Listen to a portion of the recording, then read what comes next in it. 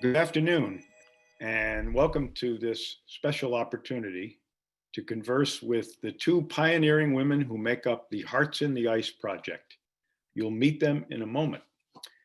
This event is sponsored by the Camden Conference based in Camden, Maine. I'm Matt Storen, president of the conference. On February 20th and 21st, we will present our 34th annual conference, The Geopolitics of the Arctic, a Region in Peril. Tickets for this live streamed event will go on sale on November 30th through our website, www.camdenconference.org, where you will also find our terrific roster of presenters, beginning with our keynote speaker, Olafur Grimsson, former president of Iceland. Also on the website are other interesting events leading up to the February conference. Our moderator today is Susanna Hancock of Freeport, Maine, one of our dedicated volunteers.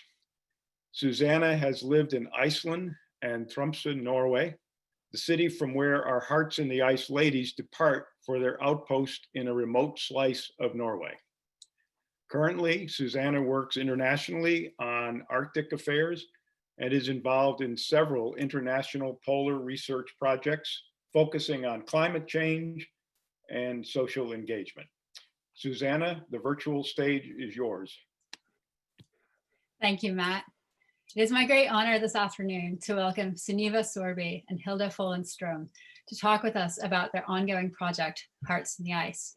These two remarkable polar ambassadors and explorers are the first women in history to have overwintered off-grid on the 78th parallel in the Norwegian Arctic archipelago, Svalbard. There, in a small trapper's hut without running water or electricity and subjected to one of the harshest climates on Earth, the constant threat of polar bears, and at time in total darkness, they began their experiments in August of 2019. Their self-imposed isolation has had tremendous outreach as they have engaged with citizens worldwide in areas of science, exploration, and education. They have also collected valuable data as citizen scientists on northern lights, marine plastics, cloud formation, ice, ocean water, wildlife, and phytoplankton. Strøm, who was fascinated by stories of polar explorers as a child, moved to Svalbard nearly 25 years ago. She is an experienced extreme expedition leader around the world and an accomplished survivalist who has lived for months at times in remote huts with more than 200 polar bear encounters and counting. Sorby is her polar opposite. She has spent more than 2 decades working in Antarctica as a historian and a guide. Her polar endeavors began in 1993 when she was part of the first all-women team to ski to the South Pole. Imagine leaving your family, friends, and the comforts of home for a trip to the top of the world, where civilization is almost 100 miles away and everything you need to survive has to fit in a 215 square foot space. 2 women did that in the name of science. And right now we are in Bamsebu, a small trapper's cabin built 90 years ago. This tiny remote cabin is home to citizen scientists Hilde Fålun and Sunniva Sorby. It has no electricity or running water. Come on in. This is both our workout studio, our office, our deluxe office space, my bedroom, dining room, and a living room. It's all in one. These 2 containers have ice and snow in there. And when it melts, that's how we get our fresh water. The 2 co-founded Hearts in the Ice to foster a global conversation about climate change. We had 2 main goals to be up here. One was to collect data for a group of international scientists studying climate change, and also to connect with school kids around the world. Among the projects is one for NASA on clouds that could impact the Earth's temperature, and another one involves collecting saltwater samples. And we have also collecting sea ice samples. So we drill a hole through the ice, and underneath the sea ice there are microorganisms that the scientists believe is extremely important for the whole ecosystem in the ocean. Today is March 9th, and it's the first time that I see the sun since October. Doing all that data collection was made more difficult by 3 months of darkness and a harsh winter. It was an unbelievably difficult, cold, dark winter. It was all the way down to 34 minus and the wind chill 45 minus. We had hurricanes, several hurricanes, and the whole hut was shivering. And you're wondering if it's strong enough to actually withstand the hurricane winds. But they believe their efforts are well worth it. We can't wait any longer. We've seen with COVID that the change is happening fast, that the planet is taking an absolute breather because of all of us, and we're all needed right now. You're both very experienced explorers with tremendous resumes. What to you makes Hearts in the Ice special compared with your other endeavors? This seems much more to me like a labor of love than just an achievement. Well, yeah, you are so right about that. We, this is not about us. Our hero days are over. Well, they're not over, but you certainly go through a period in your life where you want to test yourself and see what you can do. This is taking that to a whole nother level, but we are doing it for the sole purpose of shedding light and encouraging active engagement around our climate crisis. So it's a very different experience than any other expedition or any other thing either one of us have done. Absolutely, both the length and what you have been doing. You have been moving every time, but this was extremely challenging, but it felt very meaningful throughout the year, and it hasn't been one challenge that we haven't been able to solve. So speaking of challenges, I mean, when you started this project, I understand that you had concerns about access to fresh water and wood to stay warm because you're burning wood for heat. And neither of these proved to be challenges, but what were some of the biggest challenges that you came across in this project? Well, I can start us off. Yep. We'll just sort of go back and forth, ping pong. We're good at that. I think one of the biggest challenges was our isolation, our location. We knew what we were going into, and we were prepared in terms of communication and enough food and the proper clothing and safety equipment and all of that, and enough of our supplies. But there's nothing that can really prepare you mentally for the emotional challenge of actually being there. And in the beginning, it was a little bit of a challenge because we're living in a world that is so connected, we're almost disconnected from our natural world, and you take us to Bamsebu and we had no Netflix, we didn't shop, we didn't shower, there was a lot that we did not do. But the flip side of that is what we did do was stripped off, all of the familiar things, thoughts and things that had served us up until when we went, cleaned out all the cobwebs of our soul, so to speak, and our mind, the stuff that doesn't serve us. And after, I think it would be fair to say about a month, we were completely immersed in the landscape and the environment that we were in. So, and that posed some challenges, just being no distraction, except for wildlife and each other and natural light. But it was a very profound experience. But the 3 months of darkness, not for everybody. No, when we had, the neighbors we had around us it wasn't anyone we could call for help, and the neighbors was polar bears and reindeers, and so it was a lot of challenges and a lot went wrong, and we had to fix it ourselves, we were extremely vulnerable. So building on that, what were the biggest surprises, that maybe not challenges, but things that happened that you didn't expect? Well, my first surprise, I'll never forget, came when I was going outside to close. If you maybe saw in the video, there's those thick wooden shutters. They're about this thick, and they have nails on the outside, so the polar bear can't actually get through the window. And the shutters are on the outside of every one of our 4 windows. And we do that before we go to bed. And regardless of whether it's dark, because we want to see the lights if we can see them. And so I was on my way outside and I decided to back up a little bit and we're operating off of solar and wind. There's no running water, no electricity. So we're off the grid. But we do have, electricity from these 2 sources. And I decided to turn the light on outside, just sort of a safety thing. So I had some vision. I turned the light on, I went outside, and to my surprise, was a polar bear about 2 meters away from me, which is like 6 feet, right there. And I was like, I mean, polar bears are around you, but it's kind of an interesting thing to be startled by one like that. I never expected, you don't expect a surprise like that. And what happened, the light scared him because he came around the corner and then came in front of the door. And I thought there was a minute of eye contact, but it was probably just a second. And then the polar bear, took off, pushed off on his hind legs and went to the east and south. So that was my big surprise. Yeah, and it wasn't a big surprise for me that it actually was a polar bear outside, because I could hear her when she called my name, like, Hilde, Hilde. That was, I instantly understood it was a polar bear there. So, but it was a shy one, so he ran off. So you've got the two of you, but you also have a third companion out with you, your Malamute Etra, whom you, I believe, rescued from a dog sled team. And so she's with you. What is her role? Is she part of warning you of polar bears? Is she companionship? You're sort of rescuing her, and it's vice versa. It's maybe it's all of that, but she didn't become a watchdog during the stay.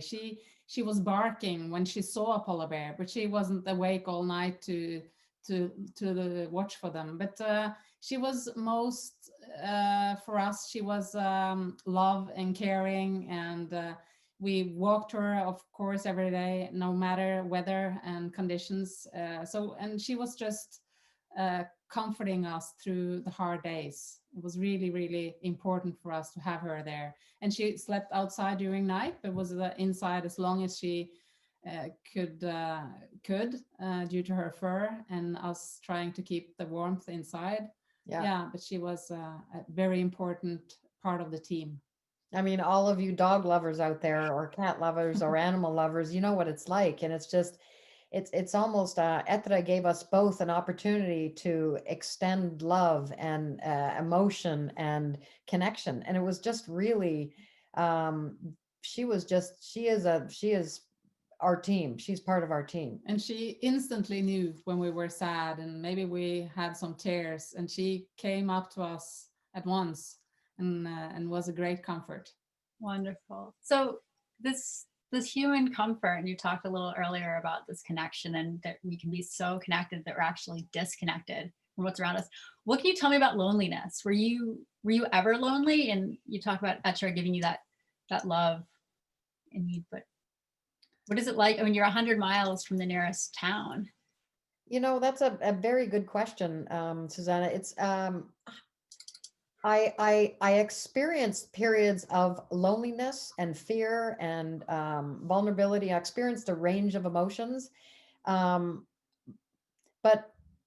I never really felt lonely. I felt, and it's actually it's one of the chapters in our book about is on silence, and there is a very profound thing that happens when you sit in this space of silence.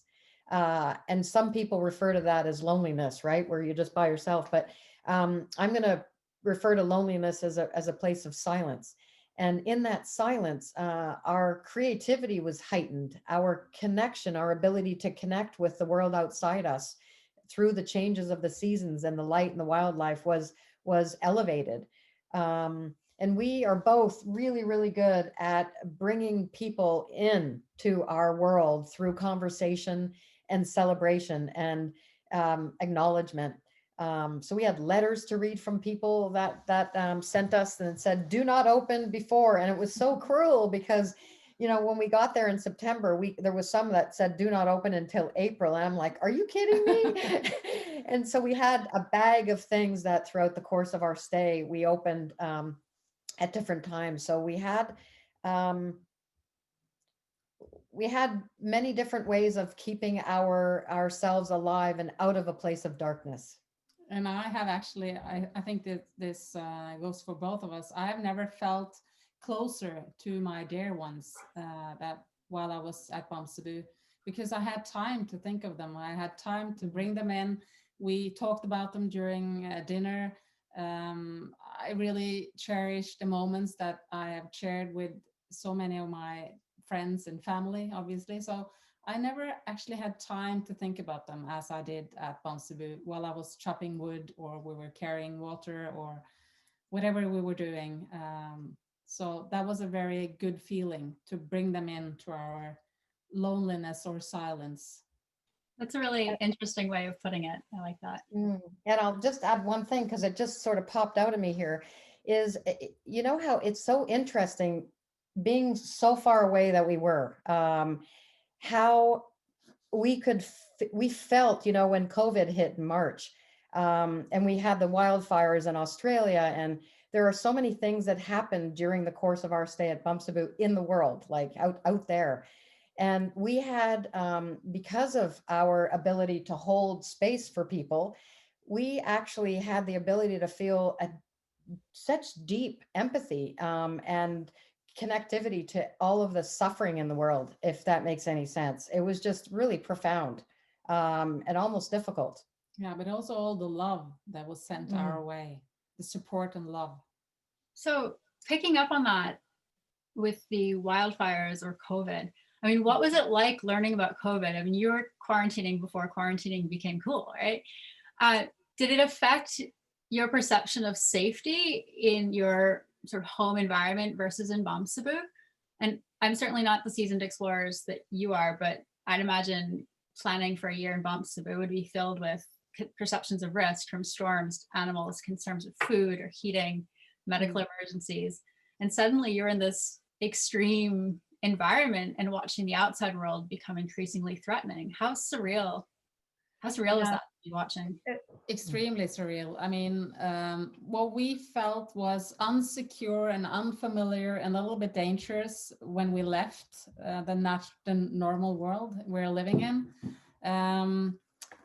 And all of a sudden the whole world was turned around in March, and we felt that we were in the safest place, and the world that's ours, and our people that was hurting became unfamiliar and scary.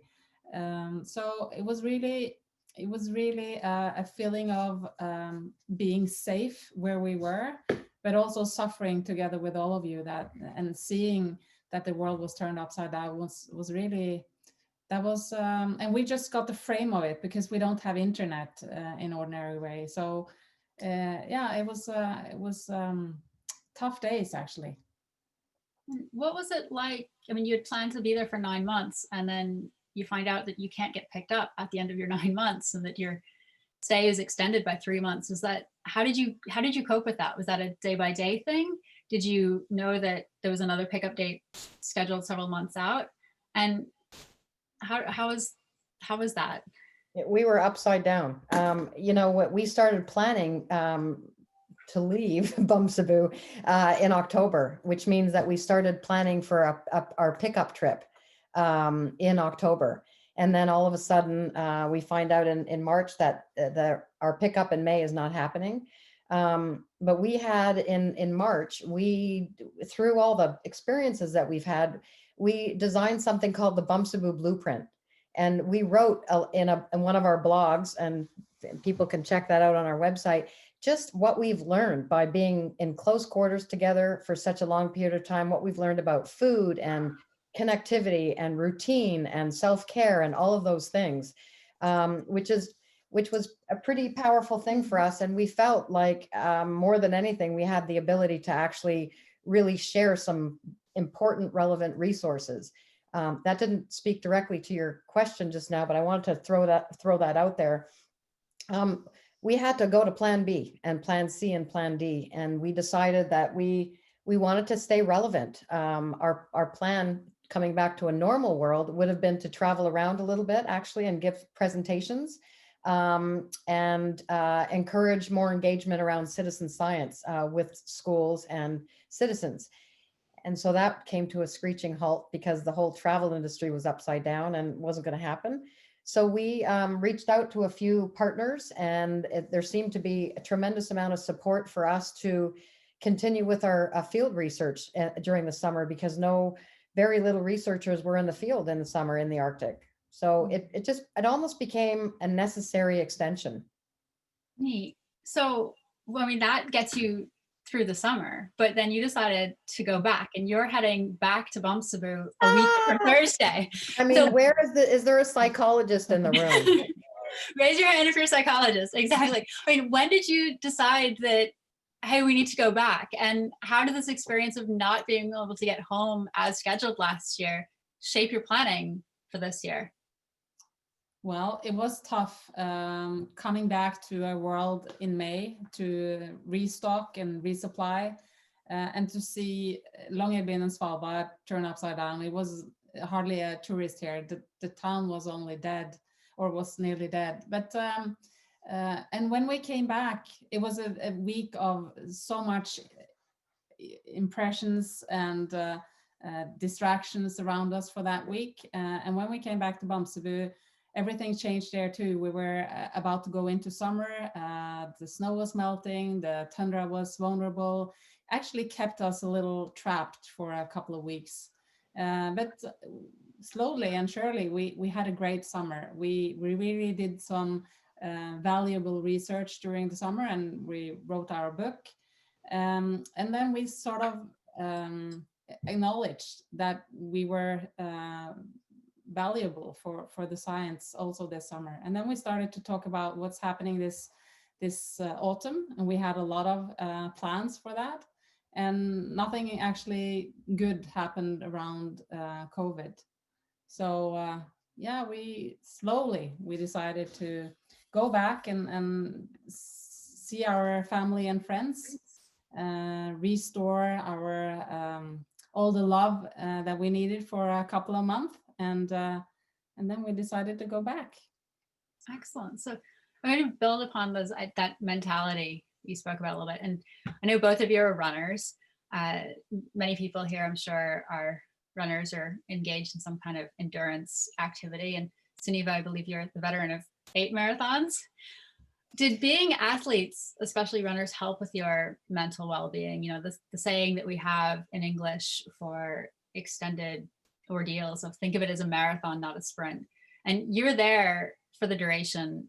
I mean, you went 8 months without a shower and 8 months without fresh vegetables. How did your mentality get you through? What kind of thoughts were you building? Great question. Clearly, the mindset of an athlete is absolutely valuable for the long haul. It's all about training and preparation, then the actual event, and then the post-event, right? What we really haven't done a good job of is the post-event. It's like, because now we're running into another marathon. But our routine and the fact that we both, keeping ourselves physically active stimulates great mental activity, which elevates creativity, which, generates masterpieces out there in so many different things. So we realized how valuable it was for us to keep active every day. We use these, we probably have the bag here somewhere. We used a bag of bands because we had no gym to go to. So we used Undersun fitness bands.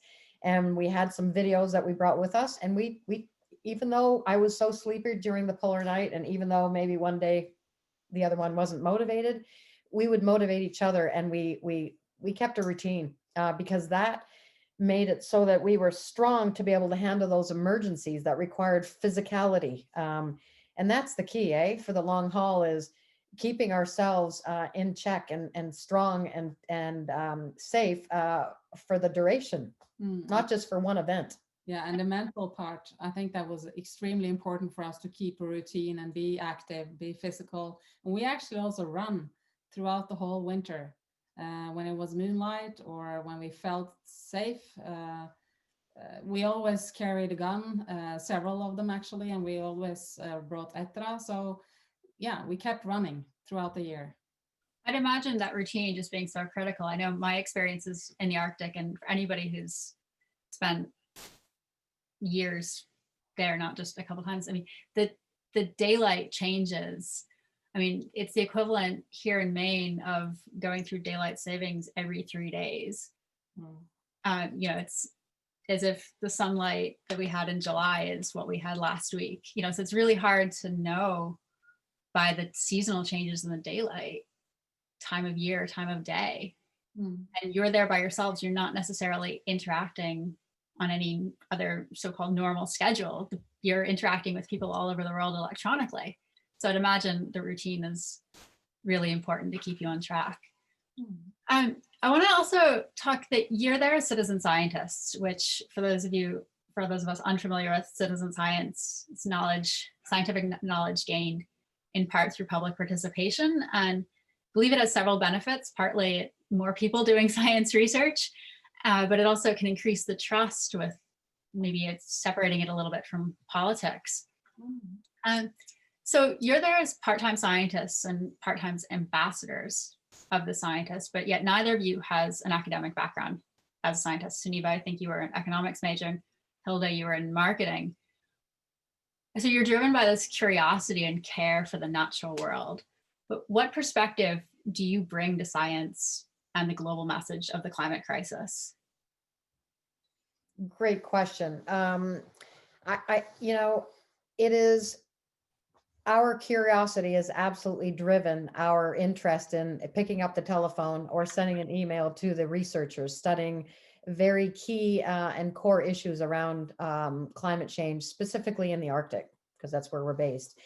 And we have, as polar ambassadors, felt like individuals, like just one person or collectively Hearts in the Ice, have a tremendous amount of power through our network, which spans all industries and backgrounds over generations, because of the fact that we've both worked in the expedition cruise industry for so many years and have traveled so much.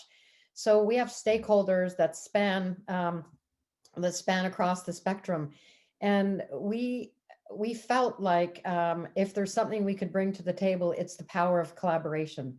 So we have used our network and pulled together the scientists and all the people, the citizens in the world that have, that are friends with Hilde, or that, business community and such with myself. And we are the bridge. We're technically, as citizen sciences, despite the fact that neither one of us graduated with a degree in science, we represent science and we represent citizens. And what we're doing is building a bridge between the world of academia, which can often be misunderstood. Let's be, honest about it. Sometimes it's too technical for people to really even understand what is that dissertation about, or synopsis. And so what we're able to do is build stories around our stay there and the findings from the scientists, and share that out with people so they can better understand and also be curious. That's so important to have that level of accessibility that I say it's just hard to be achieved sometimes without being that bridge. So you supported several projects last year. How did you choose these projects? Did you seek out the partnerships and collaborations? Did organizations come to you? Did you want to target specific areas of science? How did you go about that? No, we knew a few of the projects already through our citizen science programs on board the ships. And we had, as Sunniva said, we called out to our network and asked them in the science industry, if you can call it that, what do you need from us? We're going to be at Bamsebu for 9 months, we thought. And what do you need? What kind of data could be useful for you during our stay? And then we were connected with NASA, with Norwegian Polar Institute, UNIS, BCIT, Scripps Institute of Oceanography, and we got some really, really fun and interesting climate research that we could be active part of, and that was so valuable to us, and as we understand, as far as we do everything correctly and follow the protocol, it's really valuable also for the scientists, and that feels so much fun, and we learned so much about what's going on in the Arctic, and we were here, so it was obvious that we should be part of something big science up here. I was gonna say, it must be so fulfilling and give you that purpose, especially when you're by yourself and you're having those days where you're questioning what you're doing and things aren't going. Absolutely. And I want to share something quick because Kim Holman, right? He's the international director of the Norwegian Polar Institute. And as part of our book, we reached out to the scientists to get some, when you first heard about Hearts in the Ice, what was your first impression? And I will never forget what he said. He said, and like when they shared that they were going to be citizen scientists working on these different projects, what was your initial thought? And he wrote pretty clearly that he was a little bit dubious about what we were about to do and could we really pull it off. And I read that and I went, well, I'm glad he was so honest because, we're in a really extreme environment, and the protocol is very specific. And I think over time we generated a lot of credibility from them because we were interacting throughout our winter. And then the big coup de grace, the big amazing thing came, which was from NASA to ask us to photograph a rocket launch, and we're like, okay. So we are rocket citizen scientists. Excellent. Are you continuing with these same projects next year, or has your mission changed that you've had last year's experiences? No, we will continue to collect data for the same projects. Excellent. So climate change affects different regions of the world in different ways. And here in the Gulf of Maine, much of our livelihood is based on the water, and it's one of the fastest warming bodies of water on the planet as the Atlantic current and Arctic currents are shifting, largely in part due to the melting of the Greenlandic ice cap. And we've seen changes here with respect to our lobster industry, first fatal shark attack last year, our current drought. The Arctic is another area in which you're at the epicenter of climate change, and the degree to which it's changing is staggering. What is it like to see this climate change in action, and what are you seeing? And Hilde, I know you've lived there for 25 years nearly, and obviously it's hard to know with just 1 year at Bamsebu, and based on that research, what's actual change versus what's any anomaly based on external data. But what can you tell us about these changes? Well, I came here back in 1995, and I think especially maybe the 15 last years, it has become so much changes up here. I mean, the temperature rise, which is enormous. When I came here, it was a lot of ice on the sea, no ice on land, and there was no grass. So that all started to change, and we didn't have any precipitation, snow and rain, hardly. It was called an Arctic desert. And 15 years ago, that all started to change very visually. Less and less sea ice, more ice on land during winter due to rain.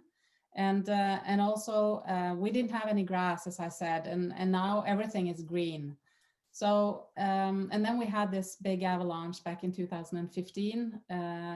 The house that me and Sunniva are sitting in now is where I live, and one house further, a big avalanche just swept 12 of my neighbor houses away, and 17 people was buried inside, and 2 people died, and among them a 2-year-old girl, and we were very much involved in that. So that was when I really felt that the climate change had taken its first life.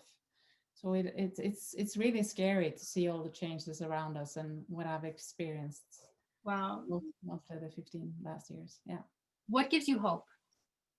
I think that I really believe in the power of one, and what we have started up has become a huge platform, and collaboration all over the world. And I see that people engage. I think and hope that we can inspire people to do something, to be thoughtful users, to learn more about what you scientists are doing, and to engage themselves and do something in their own home, their daily life, and in their backyard. So, and actually COVID also shows up that a whole world can turn around and do things differently. Wow. Just a couple more, a little bit longer in our chat before we switch over to questions now. But what got you through those tough periods? I know you had plans to go to Greece to thaw, and Sunniva, I gather that the plane tickets were on you for that.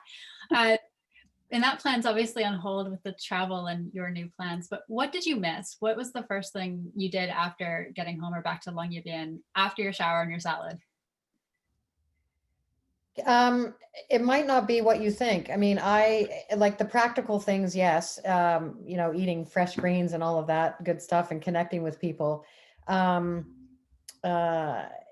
was really, I mean, whatever we took with us, we had. And so when you come back to our world, you feel like you need to go shopping, or you need to go binge Netflix, or, you know, what have you. I missed the ability to sometimes find the answer in the moment I asked the question.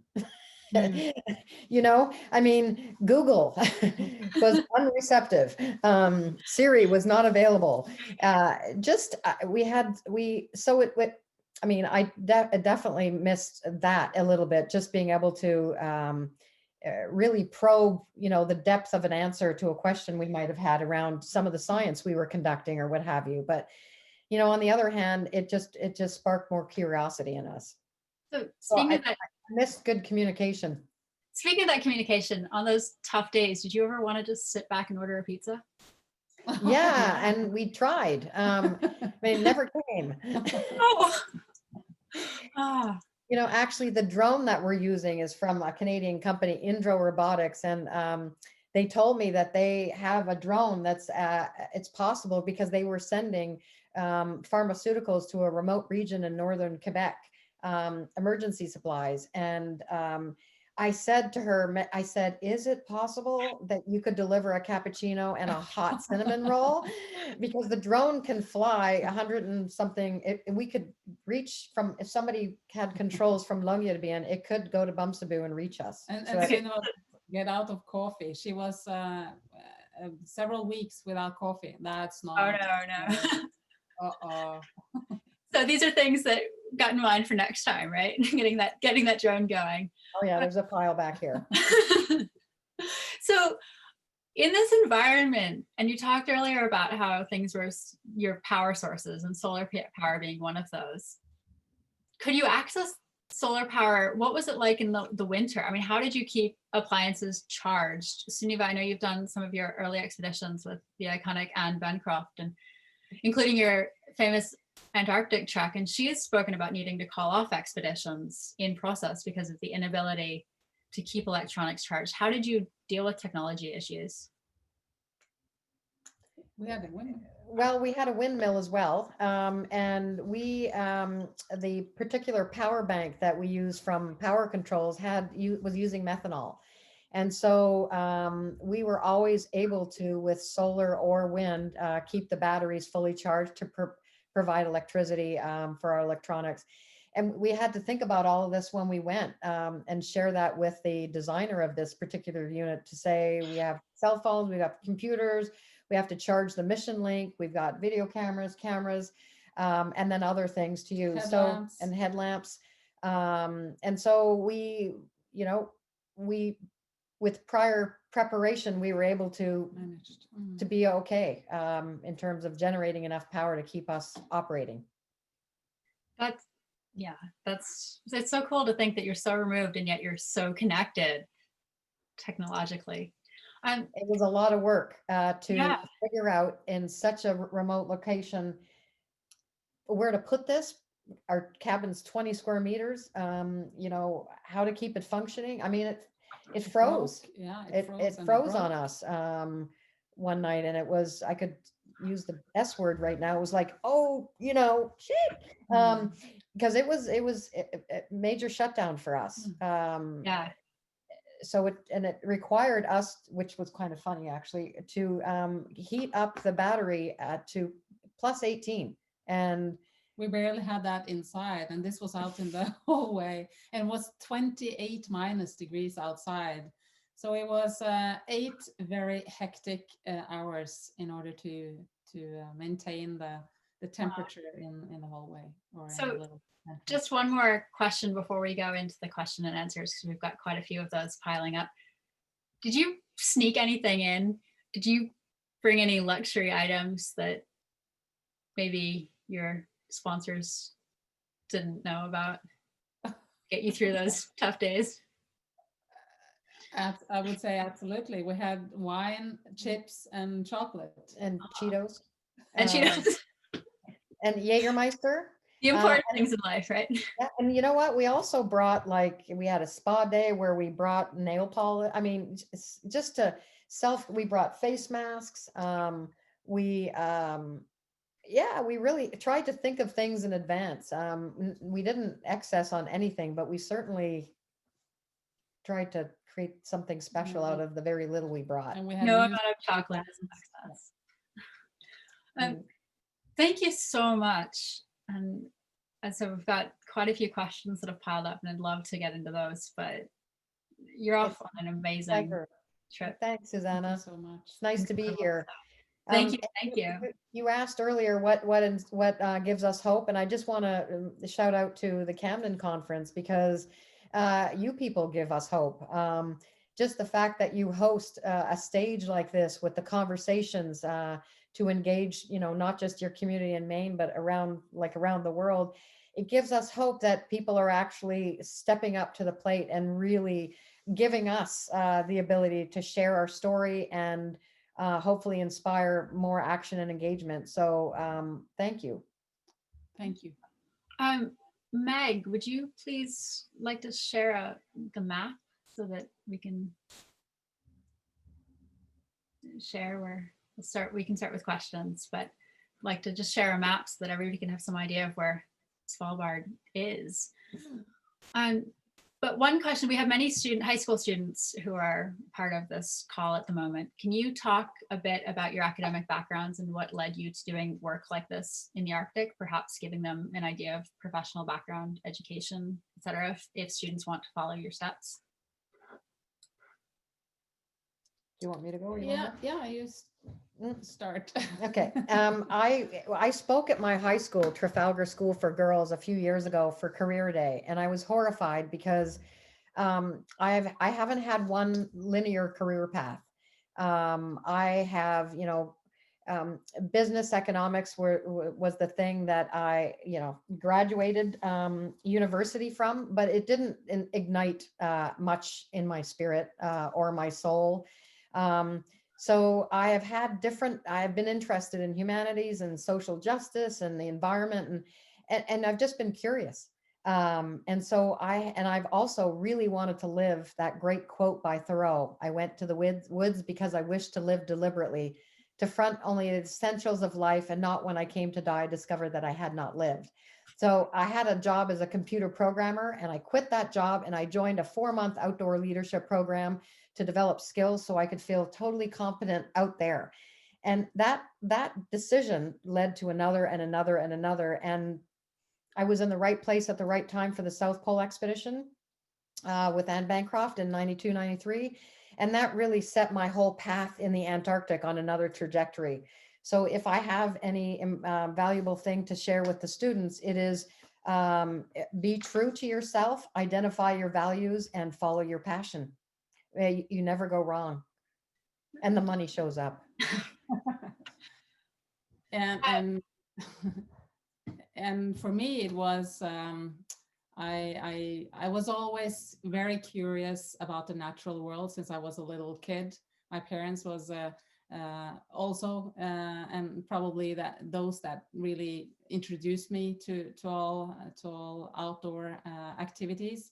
And then I started in the travel industry when I grew up. And I always had this long for the north. And I read stories about trappers and explorers that I really wanted to come further north and see how this environment up on Svalbard were. And it has been a fantastic adventure since I ever came here in 1995. And for me, it's about feeling grounded up here close to the North Pole. And it has always, since I came here, been a dream for me to do an overwintering at Bamsebu or somewhere around here. I have been living my dream. So for the students that follows, is be curious and try to live your dream. So we have a question from Hannah Rice asking, how did you get involved in this project? What are the opportunities available to get involved in this type of work? Great question. We created this project. Hilde and I met in 2016 at an adventure travel trade conference and discovered we had a lot of things in common, including our deep concern and care for our planet. And then we started Hearts in the Ice. So I can see a question on your in the Q&A that we're both wearing the same necklaces. I don't know if you can see it, but it's a heart in the ice. And it is a symbol of our global community of caretakers around the world. So, and isn't it odd for me to say, you can buy one. It's available on our website in our heartsintheice.com shop. But this is very meaningful. It's made out of recycled glass, silver necklace. Yeah, it's a sign of our community, our heartbeats.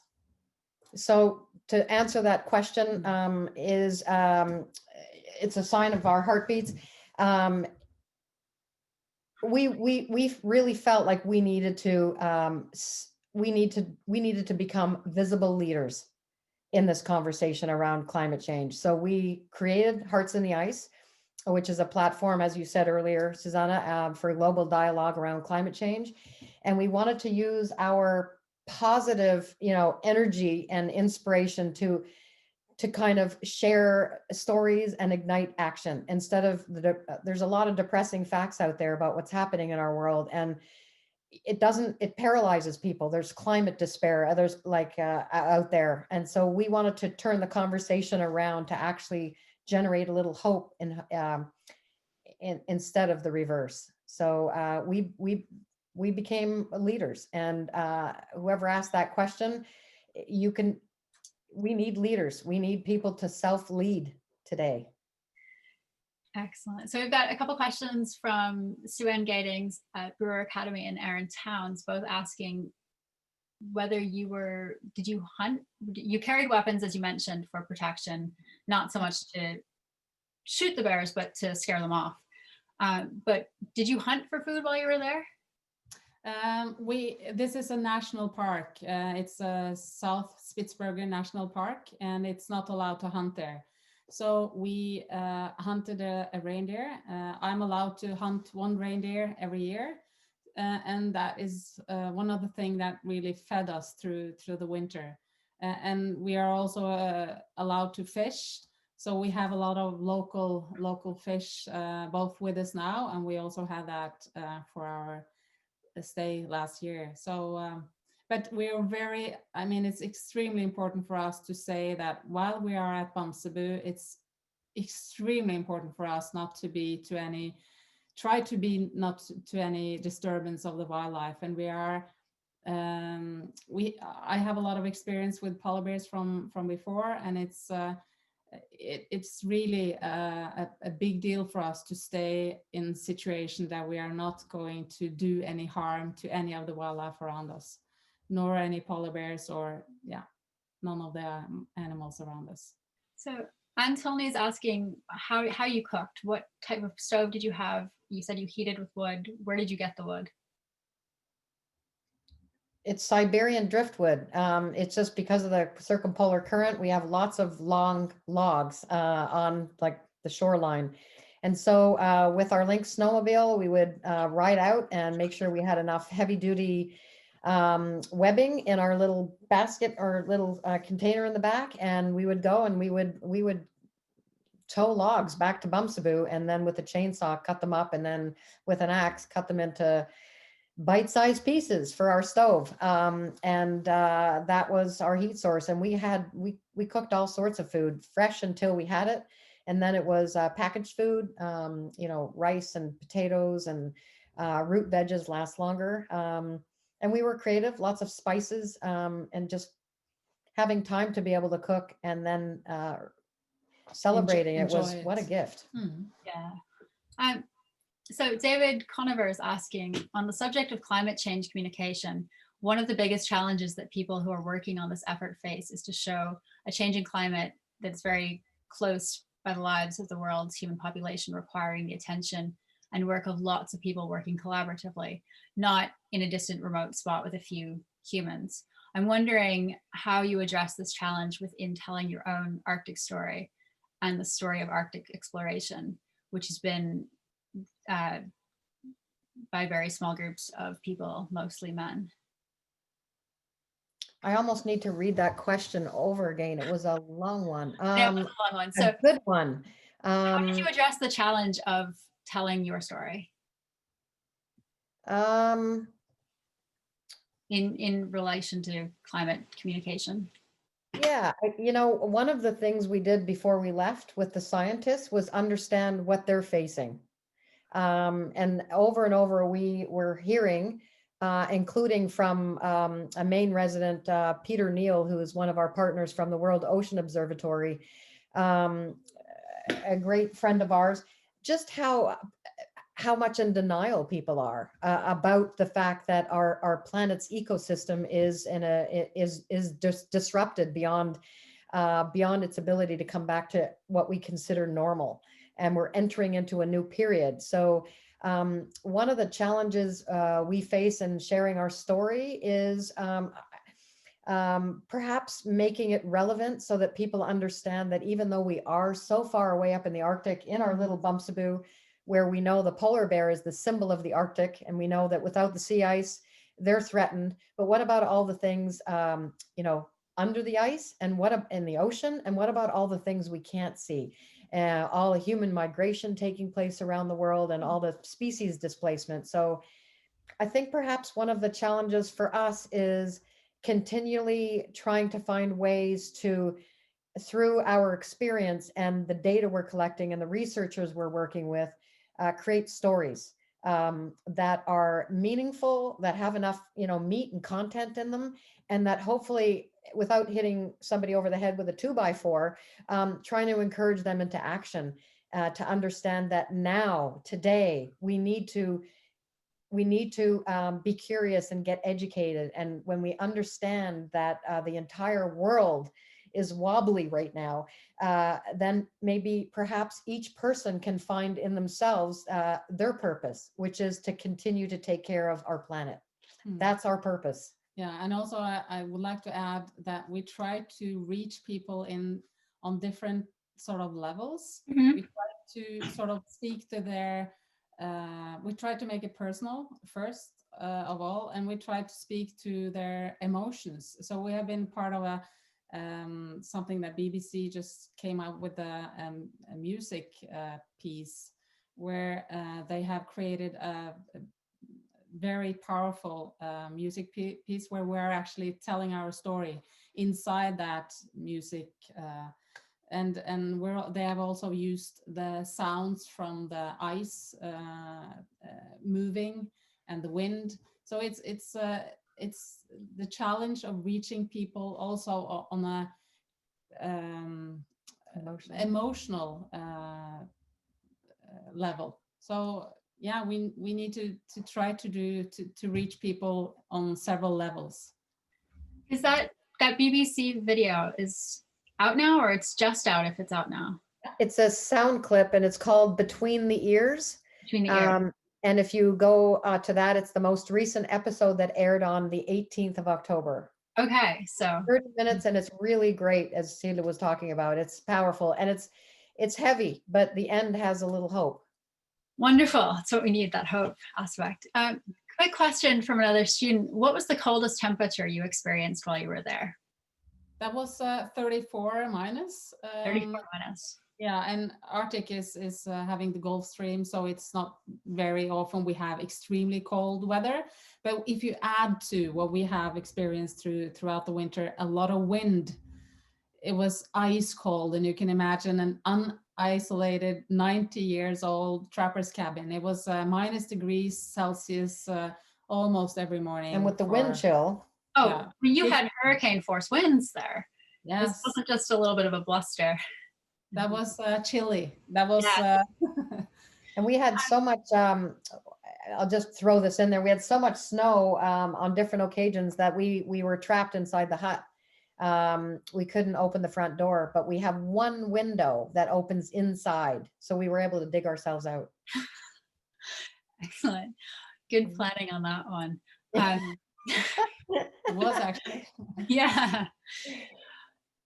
So since you mentioned you began your trip in Svalbard, where Russia's had ties in Svalbard with the mining and the geopolitics there, what do you think about Russia's increased involvement in the Arctic?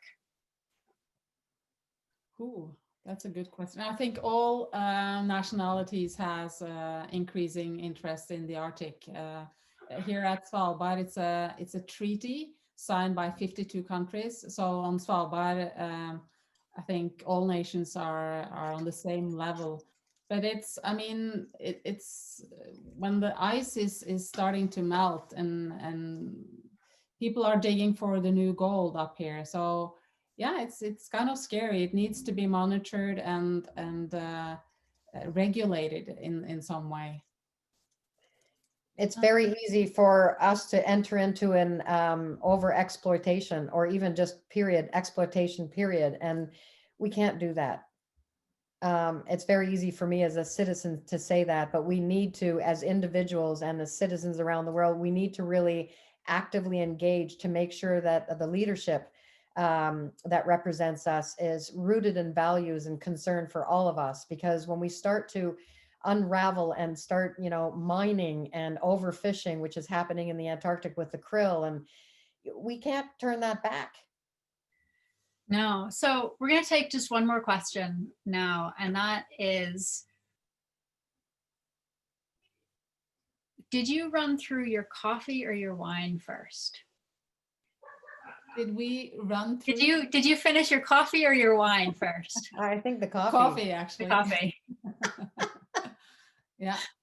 Excellent. And I don't drink coffee, so yeah, but not good. Excellent. So I want to thank you again, and I just talk about how our guests can stay in touch with you, follow your adventures this year and beyond. I know your book is coming out. When is your book coming out, and how can we stay in touch with you? December, likely. And I'm just reading the Q&As on the sidebar, and there are some, I just want to acknowledge the effort everybody took to write all those questions. Thank you. And maybe you can go on our website, sign up. Number one, sign up for our newsletter. That's where you'll get our blog posts and the such. That's through our website. And they can send us an email. Send us an email with your question. And you know what? We will hopefully have some time at Bamsebu to answer your questions, because we live in a state of curiosity and forever trying to find a way to make what we're doing relevant. So send us the questions. Excellent. And Meg has just posted your website in the chat for everybody, both your website and the GoFundMe, so how we can support you, because obviously finances are of continual need. You know what? Only 1.5% of all of the funding available to nonprofits that support women go to women. It is, yes. So we are really trying to change that, but it has been challenging, a little bit more challenging. So thank you. Thank you so much for sharing your experience. This has been remarkable to have the opportunity to talk to you, to get a glimpse into your life, and I mean, just talk about inspiration, students and me and everybody here who's able to learn from you and learn from your journey and see where you're going and get that directly. I'm going to high five this one for just, and, yeah, keep showing up. Yeah, thank you so much, all of you. It really we're so honored to be able to speak to all of you.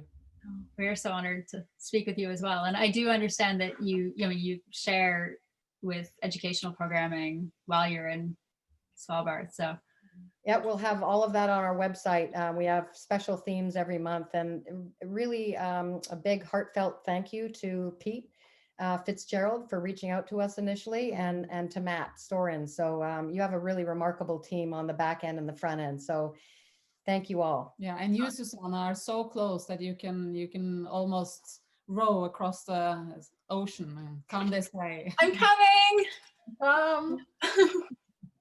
Yeah. So no, and all of that information for student groups and for people to follow is all on the website. So And we invite students to participate. We'll have 2 live calls every month. So sign up on our website and you'll be updated. Thank you so much. And best of luck for the next winter. And hopefully the planning is a little bit more as planned with fewer surprises. Yeah, thank you. We are a little challenged by 2 young cubs that just was chased away by their mother. So hopefully they will let us in peace for the winter, hopefully. At least for a week. So we can settle down and prepare the rubber bullets, because they really hurt. They doesn't destroy them or make any harm on them. It just hurts. Just telling that they're not welcome. Excellent. Well, thank you. Thank you.